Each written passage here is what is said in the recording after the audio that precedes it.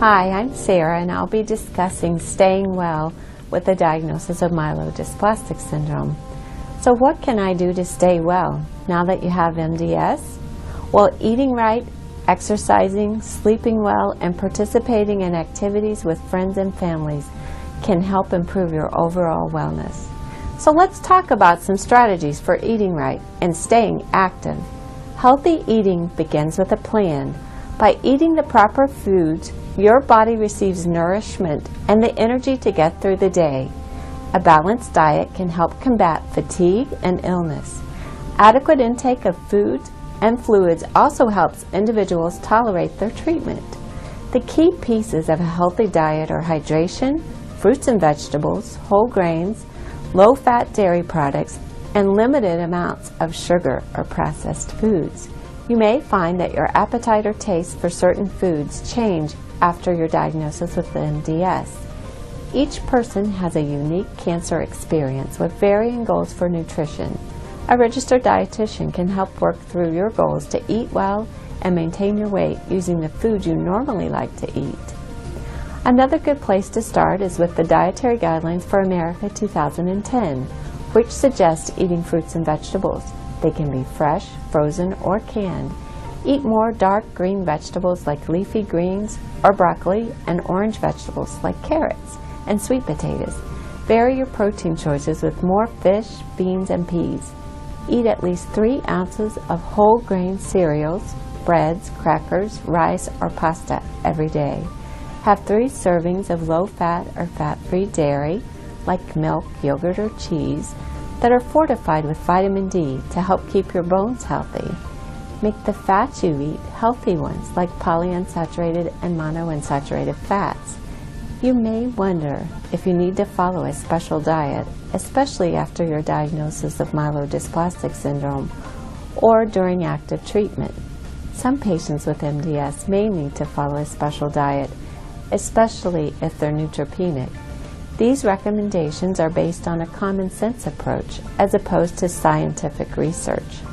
And so you may want to check with your healthcare provider to see what they recommend, because the guidelines for neutropenic diets vary by different cancer centers. There are some basic things that most centers recommend, like avoiding all uncooked vegetables and most uncooked fruits. You may eat fruit that you can peel the thick skin off of, like a banana or an orange, or cooked vegetables and canned fruits and juices, which are safe to eat. And you do want to avoid raw or rare meat and fish and uncooked or undercooked eggs. You want to cook your meat until it's well done and thoroughly cook your eggs. No runny yolks. Avoid salad bars and deli counters, and buy vacuum-packed lunch meats instead of freshly sliced meats. And you want to consume only pasteurized milk, yogurt, cheese, and other dairy products. And you also want to avoid soft, mold-ripened, and blue-vein cheeses such as Brie, Camembert, Roquefort, Stilton, Gorgonzola, and Blue.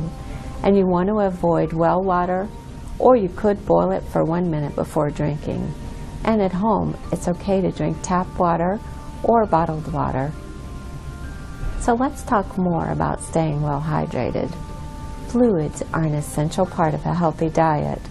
Your body needs fluids to function properly, like a car needs gas to run. Adequate hydration varies from one person to another. The following tips can help you improve your hydration. You want to carry fluids with you wherever you go, and take small sips throughout the day, because sometimes drinking a full glass can cause bloating. You can drink most of your fluids between meals, but most of all, you want to discuss your individual hydration needs with your healthcare team. And one of the most challenging symptoms for patients living with MDS is fatigue. And one of the best strategies for fighting fatigue is exercise. So move to improve your fatigue. In several studies, exercise has been shown to decrease fatigue and to decrease your emotional distress. Exercise is so good for you, it improves functioning and overall quality of life. And a variety of exercise interventions have been studied in cancer patients in different phases of their treatment. Types of exercises include aerobic exercise, strength training, like lifting weights, and stretching, like you can see in yoga. The examples of studied aerobic exercises are walking and cycling. But prior to starting a new exercise program, you want to discuss this with your healthcare provider to make sure that it's safe for your condition. Individual exercise programs can be designed to fit most needs. An exercise program can be modified to fit each person based on their age, sex, type of myelodysplastic syndrome, and the point in their treatment, and also their physical fitness level. Blood counts should be taken into account prior to exercise. If you're neutropenic, it's best to avoid community swimming pools and hot tubs. If you're severely anemic, aerobic exercise should be performed following a transfusion when your hemoglobin is in a safe range, and when your platelets are less than 50,000, high-impact sports should be avoided in order to prevent problems with bleeding. And when in doubt, discuss your exercise program with your healthcare team. And in general, the primary objective is to get moving. You can start slowly and try to make progress by setting realistic goals along the way. And you can also recruit the support of family and friends. I know that being diagnosed with MDS changes your life. Like many other cancers, there's a lot of uncertainty, and maintaining strategies for staying well will help to improve your quality of life. You can learn about staying well, sleeping well, taking your medications, and going out with your family and friends in Chapter 6 of the Building Blocks of Hope.